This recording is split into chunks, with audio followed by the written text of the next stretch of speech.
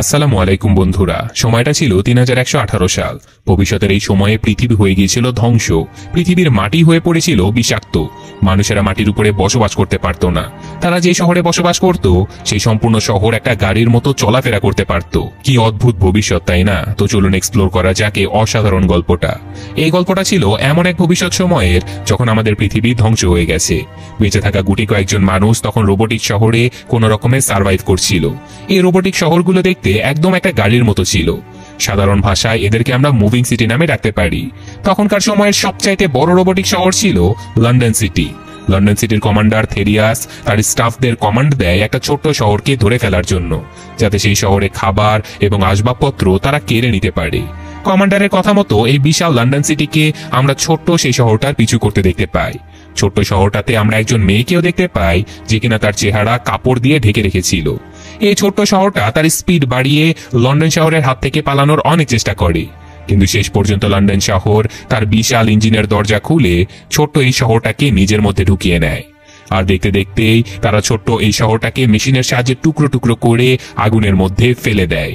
আর আগুনের এই শিখায় ছিল এই লন্ডন শহরের পাওয়ার হাউস, যার মাধ্যমে এত বড় একটা শহর যে কোনো জায়গাতে খুব সহজেই মুভ করা যেত।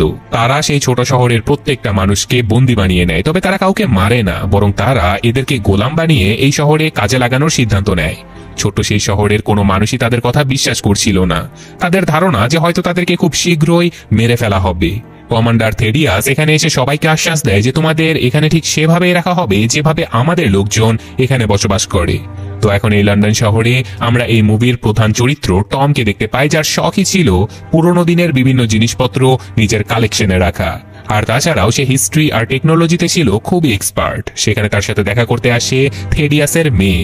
সে আসলে টমের কাছে জানতে এসেছিল যে আমাদের এই পৃথিবীটা ধ্বংস কিভাবে হয়েছিল, কারণ আগে তো সকল মানুষ মাটির উপরে বসবাস করত, কিন্তু কি এমন হলো যে এখন মানুষেরা চলন্ত শহরে বসবাস করে। টম জানায় যে আমাদের এই পৃথিবীটা মেডুসা নামের একটা কোয়ান্টাম ওয়েপেনের কারণে ধ্বংস হয়ে গেছে, যে ভয়ঙ্কর অস্ত্র দিয়ে মিনিটেই পুরো একটা শহর ধ্বংস করে দেওয়া যেত। সেই মেডুসার কারণে মাত্র 60 মিনিটের মধ্যেই পুরো পৃথিবীটাই ধ্বংস হয়ে গিয়েছিল। যে গুটি কয়েকজন মানুষ বেঁচে গিয়েছিল তারা পুরোনো দিনের রীতিনীতি বাদ দিয়ে বড় বড় ইঞ্জিন বানিয়ে নিয়েছিল এবং তার উপরে বসবাস করতে শুরু করেছিল, ঠিক যেমনটা এখন আমাদের এই লন্ডন শহর। কিন্তু এখনো এমন কিছু মানুষ এই পৃথিবীতে রয়েছে যারা পুরোনো দিনের মানুষদের মতোই মাটিতে বসবাস করে। টম সেখানে কিছু পুরোনো দিনের জিনিসপত্র তাকে দেখাচ্ছিল, যেগুলো ওই ছোট্ট শহর থেকে সে কালেক্ট করেছে। টম সেগুলো দেখা অবস্থাতেই থেরিয়াস সেখানে চলে আসে, আর সে টমের এইসব কাজে আগ্রহ দেখে খুবই খুশি হয়। সে টমকে জিজ্ঞাসা করে, তুমি তো একজন পাইলট হতে চেয়েছিলে, এমনকি পাইলট হবার ট্রেনিংও নিয়েছিলে, কিন্তু সেই কাজ বাদ দিয়ে তুমি পুরনো জিনিসপত্র নিয়ে রিসার্চ কেন করছো? টম জানায় যে শুধুমাত্র পরিস্থিতির শিকার হয়ে সে নিজের স্বপ্নকে বাদ দিয়ে এখন এইসব কাজে জড়িয়েছে। তবে এখন এইসব কাজ করতে নাকি তার খুব ভালোই লাগে।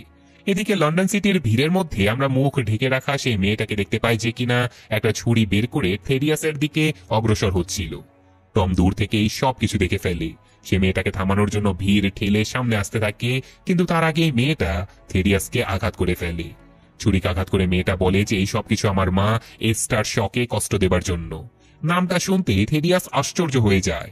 ততক্ষণে মেয়েটার মুখের মাস্কটা সরে গিয়েছিল। মেয়েটার মুখে একটা বীভৎস কাটা দাগ দেখা যায়। মেয়েটার নাম ছিল হেস্টার শ। মেয়েটা আবারও একবার থেরিয়াসকে মারার চেষ্টা করে, কিন্তু ততক্ষণে টম মেয়েটাকে এসে আটকে দেয়। মেয়েটা টমকে ধাক্কা দিয়ে সেখান থেকে দৌড়ানো শুরু করে এবং টম আর থেরিয়াস দুজনেই সেই মেয়েটাকে ধরার জন্য তার পিছু নেয়। মেয়েটা পালাতে পালাতে একটা জায়গা থেকে পড়েই যাচ্ছিল, আর ঠিক তখনই টম মেয়েটার হাত ধরে ফেলে। মেয়েটা টমকে বলে যে থেরিয়াস দেখতে যতটা ভালো, সে কিন্তু ওরকম মানুষ নয়। সে খুবই অত্যাচারী আর নিষ্ঠুর একজন মানুষ। সে আমার মাকে মেরে ফেলেছে। এটা বলেই সে টমের হাত ছেড়ে দিয়ে বিশাল গার্বেজ পাইপের মধ্যে পড়ে যায়। এই গার্বেজ পাইপটা পুরো লন্ডন শহরের ময়লা আবর্জনা সব বাইরে ফেলে দিত। এমন সময় থেরিয়াসও সেখানে এসে উপস্থিত হয়। টম ভয়ে ভয়ে বলে যে জানি না মেয়েটা কি উল্টাপাল্টা কথা বলছিল। মেয়েটা আপনাকে একজন খুনি বলছিল, আপনি নাকি তার মাকে মেরে ফেলেছেন। এই কথা শুনে থেরিয়াস একটু উত্তেজিত না হয়ে বরং ঠান্ডা মাথায় টমকেও সেই গার্বেজ পাইপের মধ্যে ধাক্কা মেরে ফেলে দেয়। এরপর সেখানে থেরিয়াসের মেয়ে এবং তার গার্ডসরা চলে আসে। মেয়েটা তার বাবার কাছ থেকে জানতে চায় যে টম কোথায় বাবা। থেরিয়াস খুব সুন্দর করে নাটক করে বলে যে বহিরাগত ওই মেয়েটার সাথে লড়াই করতে করতে টম এই গার্বেজ পাইপের মধ্যে পড়ে গেছে। টমের জন্য আমার খুবই খারাপ লাগছে, সে খুব সহজ সরল একজন ছেলে ছিল। তখনই মেয়েটার চোখ পড়ে টমের একজন বন্ধুর উপরে, যে কিনা উপর থেকেই সবকিছু দেখে ফেলেছে। কিন্তু ছেলেটার চেহারা দেখেই বোঝা যাচ্ছিল যে সে খুব ভয়ে ভয়ে আছে। তাই যত দ্রুত সম্ভব ছেলেটা ওখান থেকে পালিয়ে যায়।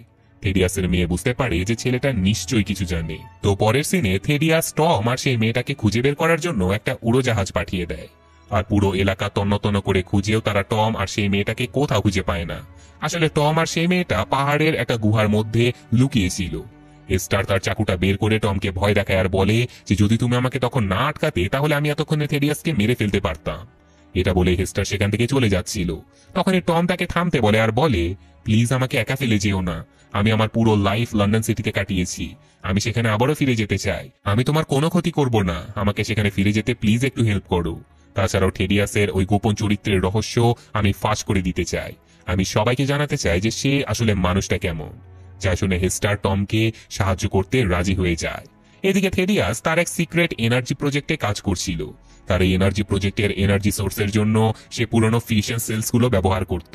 এই সিক্রেট প্রজেক্টটা লন্ডন শহরের সকল মানুষদের থেকে লুকিয়ে রাখা হয়েছে। এমনকি থেডিয়াসের সিনিয়র অফিসারেরাও এই বিষয়ে কিছুই জানতো না। এখানকার সিকিউরিটিও ছিল খুবই হাইটেক। এখানে সাধারণ কোনো মানুষ প্রবেশ করতে পারত না। সবার কাছে এই জায়গাটা একটা রেস্ট্রিক্টেড এরিয়া নামে পরিচিত ছিল। কিন্তু থেডিয়াসের শুধু একটাই ভয় ছিল, তা হলো হেস্টার কোনোভাবে তার এই সিক্রেট প্রজেক্টের কথা জেনে না যায়। এই সিক্রেট প্রজেক্টে কাজ করা একজন ডক্টর থেডিয়াসকে পরামর্শ দেয় সমুদ্রে আটকে রাখা একজন কয়েদির সাথে দেখা করার জন্য।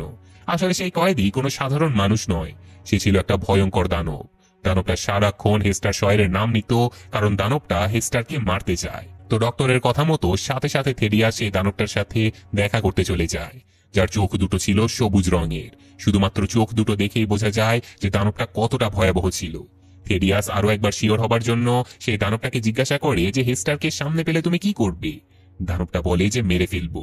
এরপর থেডিয়াস সমুদ্রের মধ্যে থাকা সেই বিশাল জেলটাকে ব্লাস্ট করে দেয়, যার কারণে দানবটা সেখান থেকে মুক্ত হয়ে যায়।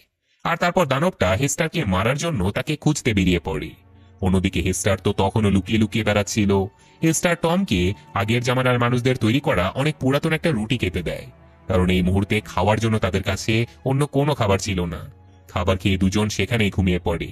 ঘুমের মধ্যেই হেস্টার সেখানে বড় কোনো একটা ইঞ্জিনের শব্দ শুনতে পায়। হেস্টার ঘুম থেকে উঠে দেখতে পায় যে টম চিৎকার করে সেই ইঞ্জিনের শহরের কাছে হেল্প চাচ্ছিল। টম তো আর জানতো না যে ওই ইঞ্জিনগুলো রাতের বেলায় মাটিতে থাকা মানুষদেরকে শিকার করত। যেহেতু টম অলরেডি সিগন্যাল দিয়ে ফেলেছিল, তাই ওদের পালানোর আর কোনো জায়গা ছিল না। ইঞ্জিনটা ঠিকই তাদের উপরে হামলা করে দেয়, কিন্তু সৌভাগ্যবশত তখনই অন্য একটা শহর ওদেরকে বাঁচিয়ে নেয়। আর এই শহরটা দেখতে অবিকল সেন্টিপিড বা গুছি পোকার মতো ছিল। খুব সহজে এই শহরকে মাটির নিচে লুকিয়ে রাখা যায়। দেখা যায় যে এই পোকার মতো শহরের বসবাস করা মানুষেরা ওদের দুজনকে অনেক আদর আপ্যায়ন করতে থাকে। এদিকে লন্ডন শহরে থেডিয়াসের মেয়ের মনে হতে থাকে যে তার বাবার জীবন হয়তো খুব বিপদের মধ্যে রয়েছে। তাই সে টমের বন্ধুর কাছে দেখা করে সাহায্যের জন্য। সে কিন্তু টমের সেই বন্ধু ছিল যে টম এবং হেস্টারকে গার্বেজ পাইপের মধ্যে পড়ে যেতে দেখেছিল। থেডিয়াসের মেয়ে তাকে জোর করে আর বলে যে তুমি অবশ্যই কিছু না কিছু জানো, প্লিজ আমাকে সাহায্য করো। ছেলেটা বলে যে এসব কিছু জেনে তুমি কি করবে। মেয়েটা জানায় যে আমার বাবার খুব বিপদ, তার জীবন সংকটে রয়েছে। টমের বন্ধু বলে যে তোমার বাবার নয়, যদি কারো জীবন সংকটে থেকে থাকে তাহলে তোমার বাবা বাদে আমাদের সকলের জীবন সংকটে রয়েছে, কারণ তোমার বাবাই টমকে ধাক্কা মেরে গার্বেজ পাইপের মধ্যে ফেলে দিয়েছিল। টমের বন্ধু থেডিয়াসের সেই সিক্রেট ওয়েপন্সটার কথাও বলে দেয় যে অস্ত্র দিয়ে সে সেই সব মানুষদের উপরে অ্যাটাক করবে যারা ইঞ্জিনের শহরে থাকে না। সেই মানুষগুলো থাকে পৃথিবীর জমিনে। সেই মানুষগুলো তাদের সেফটির জন্য একটা বিশাল দেয়াল নির্মাণ করেছে। তোমার বাবা চাচ্ছে সেই দেয়ালটা তার অস্ত্র দিয়ে উড়িয়ে দেবার জন্য। আসলে তোমার বাবা মনে করে যে ওই শহরে অনেক খাবার, প্রয়োজনীয় যন্ত্রপাতি, এমনকি অনেক ফুয়েল রয়েছে। যা শুনে থেডিয়াসের মেয়ে খুবই হতাশ হয়ে যায়। এরপর আমরা আবারও হেস্টার এবং টমকে দেখতে পাই। তারা লুকিয়ে লুকিয়ে দেখতে পায় যে ওই লোকগুলো তাদেরকে সঠিক রাস্তায় নিয়ে যাচ্ছে না। তবে পালিয়ে যাওয়ার জন্য তারা এই ঘরের মধ্যে একটা সিক্রেট রাস্তা খুঁজে পায়। কিন্তু সেই রাস্তা দিয়ে ঝাঁপিয়ে পড়ার মতো অবস্থা হেস্টারের ছিল না, কারণ তার পায়ে একটা জখম হয়ে গিয়েছিল। হেস্টার নিজের জীবন স্যাক্রিফাইস করে টমকে এই রাস্তা দিয়ে চলে যেতে বলে। কিন্তু এই অল্প কিছু সময়ের মধ্যেই টম হেস্টারকে পছন্দ করতে শুরু করেছিল। তাই সে কোনোভাবেই হেস্টারকে ছাড়া ওখান থেকে একা যেতেই যাচ্ছে না। তো শেষ পর্যন্ত দেখা যায় যে তারা দুজনের কেউই আর এই শহর থেকে পালায় না। ইঞ্জিনটা তাদেরকে এমন একটা জায়গাতে নিয়ে আসে যেখানে জীবিত মানুষদেরকে বলি দেয়া হতো। মানে এই ইঞ্জিনের শহরের মানুষেরা মানুষ খুঁজে খুঁজে বের করে তাদেরকে এনে এই শহরে বিক্রি করে দিত। হেস্টারকে তারা বিক্রি করে দিতে যাচ্ছিল, কিন্তু ঠিক তখনই সেখানে একজন নতুন চরিত্রের উদয় হয়। যে ছিল লন্ডন শহরের মোস্ট ওয়ান্টেড ক্রিমিনাল। মেয়েটার নাম হচ্ছে অ্যানা। বেসিক্যালি অ্যানা সবসময় থেরিয়াস আর লন্ডন সিটির বিপক্ষে কাজ করে চলেছে। এই জন্যই সে লন্ডন সিটির জন্য মোস্ট ওয়ান্টেড লেডি। অ্যানা এসে সেখানে থাকা সকল মানুষদের উপরে এলো পাথারিভাবে গুলি করতে থাকে। সব মানুষদেরকে মেরে সে হেস্টার এবং টমের জীবন বাঁচিয়ে নেয়। ঠিক তখনই সেখানে সেই সবুজ চোখের ভয়ঙ্কর দানবটা উপস্থিত হয়। কিন্তু হেস্টারের হাবভাব দেখে বোঝা যায় যে সে খুব ভালোভাবে এই দানবটাকে চিনত। কিন্তু এখন পর্যন্ত সে এটা রিভিল কেন করেনি তা গল্পে আমরা ধীরে ধীরে জানতে পারবো। অ্যানা এবার এই দানবটার থেকেও ওদেরকে বাঁচিয়ে নেয়। এরপর সে নিজের উড়োজাহাজে করে ওদের দুজনকে নিয়ে সেখান থেকে চলে যায়। যাওয়ার পথে অ্যানা হেস্টারকে জিজ্ঞাসা করে, তুমি কিভাবে ওই দানবকে চেনো? কেনই বা সে তোমাকে মারতে চাচ্ছে? হেস্টার তখন নিজের পাস্ট সম্পর্কে জানায়। দানবটার নাম হচ্ছে স্রাইফ। সে অনেক ছোট থাকতে হেস্টারকে লালন পালন করেছে এবং এত বড় করেছে। ছোটবেলায় যখন থেরিয়াস তার মাকে মেরে ফেলেছিল তখন তাকে সাপোর্ট দেবার মতো দুনিয়াতে কেউ ছিল না। সেই সময় স্ট্রাইফ হেস্টারকে খুঁজে পেয়েছিল। আর তাছাড়াও হেস্টারের মুখের সেই ভয়ঙ্কর কাটা দাগটা থেরিয়াসই করে দিয়েছিল। মাকে বাঁচাতে গিয়ে হিংস্র থেরিয়াসের ধারালো ছুরিটা দিয়ে হেস্টারের মুখের একটা অংশ কেটে গিয়েছিল। মাকে হারিয়ে সারাক্ষণ হেস্টার উদাস হয়ে থাকতো, যা দেখে স্ট্রাইফ বলেছিল, আমি তোমাকে আমার মতো বানিয়ে দেব, যেন তুমি কখনো কষ্ট না পাও, কখনো তোমার জীবনে কোনো দুঃস্বপ্ন না আসে। সে হেস্টারকে দিয়ে প্রমিস করিয়েছিল যে বড় হলে একসময় অবশ্যই সে স্ট্রাইফের মতো হয়ে যাবে, যেন সারা জীবনের মতো স্ট্রাইফের মতো সে জীবিত থাকতে পারে। আসলে স্ট্রাইফ কোনো দানব ছিল না, সে একটা পুরনো মডেলের অসম্ভব শক্তিশালী রোবট ছিল। হেস্টার সেদিন স্ট্রাইফকে প্রমিস তো করেছিল, কিন্তু হেস্টার বড় হবার পরে রোবট হবার আগেই সে জানতে পেরেছিল যে থেরিয়াস ভ্যালেন্টাইন এখনো জীবিত রয়েছে। আর তাছাড়াও থেরিয়াসের লোকেশনও সে জানতে পেরেছিল। তাই নিজের মায়ের হত্যার প্রতিশোধ নেবার জন্য সেদিন সে স্ট্রাইফের কাছ থেকে লুকিয়ে পালিয়ে চলে এসেছিল। আর এই কারণে সে নিজের প্রমিস রক্ষা করতে পারেনি, আর তাই স্ট্রাইফ রেগে মেগে এখন তাকে মারতে চাচ্ছিল। হেস্টার এবার অ্যানাকে জিজ্ঞাসা করে যে সে কেন তাদেরকে বাঁচালো, তার উদ্দেশ্য কি। অ্যানা জানায় যে হেস্টারের মা আর সে খুবই ভালো বন্ধু ছিল। হেস্টারের মা মারা যাবার পরে সে এখন পর্যন্ত হেস্টারকে খুঁজে বেড়াচ্ছিল। শেষ পর্যন্ত এতগুলো বছর পরে হেস্টারের সাথে তার দেখা হয়েছে। হেস্টারের মায়ের অনুপস্থিতিতে হেস্টারকে সুরক্ষা দেয়া এনা নিজের দায়িত্ব মনে করে। অন্যদিকে সিন আবারও শিফট হয় লন্ডন সিটিতে। শহরটা তার ডিসাইড করা লোকেশনের দিকে না গিয়ে অন্য একটা ডিরেকশনে যাচ্ছিল, যেটা লন্ডনের সিনিয়র অফিসারেরা জেনে গিয়েছিল। তাই সাথে সাথে সে সিনিয়র অফিসার থেরিয়াসের সাথে দেখা করতে চলে আসে। সিনিয়র অফিসার রেগে গিয়ে থেরিয়াসকে বলে যে আমার অনুমতি ছাড়া তুমি কিভাবে ডিরেকশন চেঞ্জ করলে। সিনিয়র অফিসার এতদিন বুঝতেই পারেনি যে থেরিয়াস তার চোখের আড়ালে এখানে এত বড় একটা সিক্রেট প্রজেক্ট চালাচ্ছে। এটা যেন তেন কোনো প্রজেক্ট নয়, বরং এটা ছিল সেই মেডুসা প্রজেক্ট, যে প্রজেক্টের কারণে আজ থেকে বহু বছর আগে পৃথিবী ধ্বংস হয়ে গিয়েছিল। দ্বিতীয়বারের মতো থেরিয়াস আবারও সেই প্রজেক্টটা চালু করে দিয়েছে। সিনিয়র অফিসার সবাইকে এমন ভয়ঙ্কর কাজ এখনই বন্ধ করে দিতে বলে, কিন্তু এখানকার সবাই ছিল থেরিয়াসের লোক। কেউ তার কথায় কোনো কানই দেয় না, আর থেরিয়াসও তাকে গুলি করে সেখানে খুন করে ফেলে। এইসব কিছু দূর থেকে থেরিয়াসের মেয়ে আর টমের বন্ধু দেখে ফেলেছিল। এবার নিজের চোখে থেরিয়াসের মেয়ে তার বাবার আসল রূপটা দেখে ফেলে। অন্যদিকে অ্যানা হেস্টার আর টমকে নিয়ে হাওয়ায় ভেসে থাকা একটা শহরে পৌঁছে যায়। সে তার কিছু লোকজনের সাথে হেস্টার আর টমের পরিচয় করিয়ে দেয়। তারা আলোচনা করছিল যে খুব স্পিডে লন্ডন শহরটা তাদের দিকে ধেয়ে আসছে, তারা খুব শীঘ্রই এখানে অ্যাটাক করে দেবে। অ্যানা বলে যে থেরিয়াসের কাছে এখন মেডুসা সিস্টেম রয়েছে, তাকে থামানোর এখন একটাই পথ খোলা আছে, আর তা হলো ওই সিস্টেমটাকে ক্র্যাশ করে দেয়া। কিন্তু সেই সিস্টেমটাকে কিভাবে ক্র্যাশ করা হবে তার উপায় এখনো কারো জানাই নেই। হেস্টার শ তখন নিজের কিছু অতীত মনে করে তাদেরকে জানায় যে তার মা আর থেরিয়াস খুবই ভালো বন্ধু ছিল। তারা দুজনে খুব ভালো প্রফেশনাল সায়েন্টিস্ট ছিল। হেস্টারের মা মেডুসা প্রজেক্ট কন্ট্রোল করার একটা মেশিন আবিষ্কার করে ফেলেছিল, যেটা দেখে থেরিয়াসের খুবই লোভ হয়। তাই ওই মেশিনটা নিজের কবজায় নেবার জন্য হেস্টারের মাকে মেরে ফেলে থেরিয়াস। আর এরপর সে মেডুসাকে কন্ট্রোল করার সেই যন্ত্রটা পেয়ে যায়। আর এখন একমাত্র মেডুসাকে ক্র্যাশ করার জন্য তাদের প্রয়োজন হবে সেই ক্র্যাশ ড্রাইভ, যে ক্র্যাশ ড্রাইভটা তৈরি করেছিল হেস্টারের মা। তাই সবাই জিজ্ঞাসা করে যে কিন্তু তোমার মা সেই ক্র্যাশ ড্রাইভটা কোথায় রেখেছে, সেটা তো কেউ জানে না, এমনকি সেটা থেরিয়াসের কাছেও নেই। এইসব আলোচনার মধ্যেই তখনই সেখানে উপস্থিত হয় স্ট্রাইফ। সে এই উড়ন্ত শহরটাকে নিজের পাওয়ার দিয়ে ভেঙে চুড়ে তছনছ করে ফেলে। সেখানে থাকা অনেক লোক স্ট্রাইফকে মারার চেষ্টা করে, কিন্তু স্ট্রাইফের কিছুই হয় না। স্ট্রাইফ এক সময় টমকে ধরে ফেলে। সে টমকে মেরেই ফেলতে যাচ্ছিল, কিন্তু তখনই হেস্টার তার পায়ের কাছে গিয়ে বলে যে প্লিজ ওকে মেরো না, আমি ওকে অনেক ভালোবাসি। স্ট্রাইফ হেস্টারের চোখে পানি দেখে টমকে ছেড়ে দেয়। আসলে স্ট্রাইফ কখনোই চাইতো না যে তার কোনো কারণে হেস্টারের চোখে কখনো পানি আসুক। এরপর দেখা যায় যে এত ভয়ঙ্কর একটা দানব রোবট হেস্টার বা অন্য কাউকে আর কিছুই বলে না, সে নিজেই ধীরে ধীরে ড্যামেজ হয়ে যায়। তো পুরোপুরি ধ্বংস হবার আগে সে হেস্টারকে একটা লকেট দেয় আর বলে যে আমি তোমাকে পেয়েছিলাম তখন এই লকেটটা তোমার সাথেই ছিল। এতদিন পর্যন্ত এই লকেটটাকে আমি যত্ন করে রেখেছিলাম। আমি কখনো তোমাকে মারতে চাইনি, বরং তোমার প্রমিস মনে করিয়ে দেবার জন্য এসেছিলাম। তো যাই হোক, এই জায়গাটা এখন ধ্বংস হয়ে যাবে, দ্রুত এই জায়গাটা ত্যাগ করো। তো কথা মতো হেস্টার তাকে সেখানে রেখে এখান থেকে চলে যায়। উড়ন্ত শহরটা ধ্বংস হবার আগে সবাই সেখান থেকে উড়োজাহাজে উঠে পড়ে। সবাই দেখতে পায় যে স্রাইফ ধীরে ধীরে চিরজীবনের মতো ড্যামেজ হয়ে যাচ্ছে। তারপর সবাই মিলে শ্যাঙ্গু সিটিতে পৌঁছে যায়, যেখানকার মানুষেরা পুরনো দিনের মানুষদের মতো করে জীবনযাপন করত। অন্যদিকে থেরিয়াস লন্ডন শহরে অ্যানাউন্স করে দেয় যে তারা শ্যাঙ্গু শহরটা ধ্বংস করে দেবে। আসলে শ্যাঙ্গু শহরের সুরক্ষা দেয়াল এতটাই মজবুত ছিল যে এখন পর্যন্ত কেউ সেটা ধ্বংস করতেই পারেনি। তখনই থেরিয়াস ফুল কনফিডেন্স নিয়ে সবাইকে জানায় যে এখন তাদের কাছে সেই অস্ত্রটা রয়েছে যা দিয়ে যে কোনো যুদ্ধ জিতে যাওয়া সম্ভব। শ্যাঙ্গুর সুরক্ষা দেয়াল ভেঙে আমরা শ্যাঙ্গু শহরটা দখল করে নেব।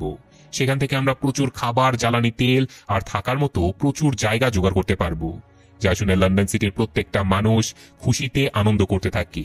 অন্যদিকে অ্যানা তার সিনিয়র অফিসার গার্ডেনের কাছে রিকোয়েস্ট করতে থাকে যে তাদেরই প্রথমে লন্ডন শহরে অ্যাটাক করা উচিত, কারণ যদি আমরা প্রথমে এই কাজটা না করি তাহলে থেরিয়াস মেডুসার সাহায্যে আমাদের শহর ধ্বংস করে দেবে আর আমরা পাল্টা কোনো আক্রমণ করতেও পারবো না। গভর্নর এই প্রস্তাবে পারমিশন দিয়ে দেয়। তাদের সকল ফোর্স আর আর্মি অ্যাটাক করার জন্য তৈরি হয়ে যায়। এদিকে হেস্টার তার লকেটটা খুঁটিয়ে খুঁটিয়ে দেখছিল, আর হঠাৎ করে সে লকেটটা খুলে ফেলে আর দেখা যায় যে এর মধ্যে মেডুসা ক্র্যাশ করার সেই ড্রাইভটা রয়েছে। সে দ্রুত এটা টমকে জানিয়ে দেয়। আর এদিকে ততক্ষণে থেরিয়াস শ্যাঙ্গু শহরের একেবারে কাছে চলে এসেছিল। সে মেডুসা সিস্টেম তাকে অন করে দিয়েছিল আর কয়েক সেকেন্ডের মধ্যে মেডুসা শ্যাঙ্গু শহরের সুরক্ষা দেয়ালে অ্যাটাক করে দেয়। এটা এতটাই শক্তিশালী অ্যাটাক ছিল যে এক ধাক্কায় সুরক্ষা দেয়াল ড্যামেজ হয়ে যায়। দেয়ালের উপরে যতগুলো প্লেন এতক্ষণ উড়ছিল, দেয়ালের সাথে যেগুলো অস্ত্র ছিল সব এক মুহূর্তেই ডিস্ট্রয় হয়ে যায়। সেই সময় হেস্টার আর টম সেই ক্র্যাশ ড্রাইভটার কথা এনাকেও জানিয়ে দিয়েছিল। তারাও লন্ডন সিটির উপরে অ্যাটাক করার জন্য বেরিয়ে পড়ে। তো যাওয়ার সময় রাস্তায় শ্যাঙ্গু সিটির অনেক সৈনিক মারাও যায়, কিন্তু শেষ পর্যন্ত কয়েকজন ঠিকই লন্ডন সিটিতে গিয়ে ল্যান্ড করে। সেখানে অ্যানা আর থেরিয়াসের মধ্যে মারামারি লেগে যায়। সেই ফাঁকে হেস্টার লন্ডন সিটির রেস্ট্রিক্টেড এরিয়াতে ঢুকে পড়ে। সেখানে থেরিয়াস মেডুসাকে দ্বিতীয়বারের মতো রিচার্জ করছিল, কারণ মেডুসাকে দিয়ে কিছুক্ষণের মধ্যেই দ্বিতীয়বারের মতো শ্যাঙ্গু সিটিতে হামলা করা হবে।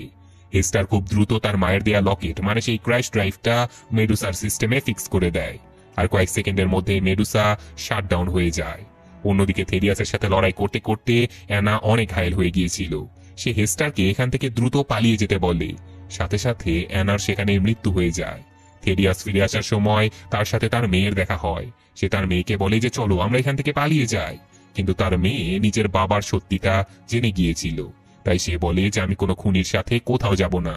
যে কথাটা শুনে থেরিয়াস একাই চলে যাচ্ছিল। ঠিক তখনই হেস্টার তার পথ আটকে দাঁড়ায়। হেস্টার নিজের মায়ের মৃত্যুর বদলা নিতে যাচ্ছিল, কিন্তু থেরিয়াস সেখানে একটা গোপন সত্য জানিয়ে দেয়। সে জানায় যে হেস্টার নাকি তারই মেয়ে। এই কথাটা শুনে হেস্টার তো পুরো শকড হয়ে যায়। এদিকে থেরিয়াসের মেয়ে লন্ডন সিটির কন্ট্রোল রুমে চলে যায়, কারণ এই ইঞ্জিনটা খুব স্পিডে শ্যাঙ্গু সিটির দিকে যাচ্ছিল। সেখানে বহু জীবিত মানুষ রয়েছে। লন্ডন সিটি এতটাই বিশাল ছিল যে নিমিষে শ্যাঙ্গু সিটির সেই মানুষগুলো এই ইঞ্জিনের নিচে পিষে যেতে পারত।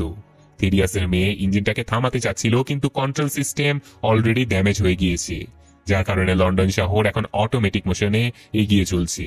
তাই সাথে সাথে থেরিয়াসের মেয়ে টমের সাহায্য চাইতে থাকে, আর তাই টম উড়োজাহাজে বসে লন্ডন সিটির পাওয়ার সোর্সটা ডিস্ট্রয় করে দেয়। টম দেখতে পায় যে থেরিয়াস আর হেস্টারের মধ্যে তখনও মারামারি চলছে।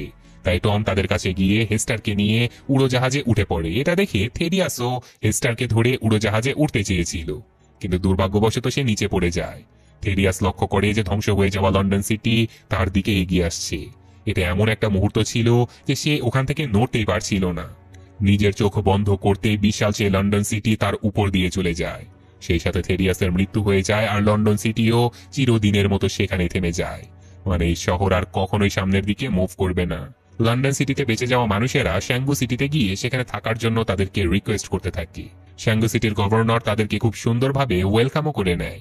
তো অন্যদিকে হেস্টার আর টম ফাইনালি দুজন দুজনকে জড়িয়ে ধরে, আর তারপর উড়োজাহাজে চড়ে তারা একটা লম্বা সফরের জন্য বেরিয়ে পড়ে। আর মুভির গল্পটা এখানেই শেষ হয়ে যায়। তো কেমন লাগলো গল্পটা কমেন্টে অবশ্যই জানাবেন। মুভিটা মূলত আমাদেরকে দেখায় যে মানুষ আসলে প্রকৃতিগতভাবেই হিংসাপরায়ণ, এরা যুদ্ধবাজ।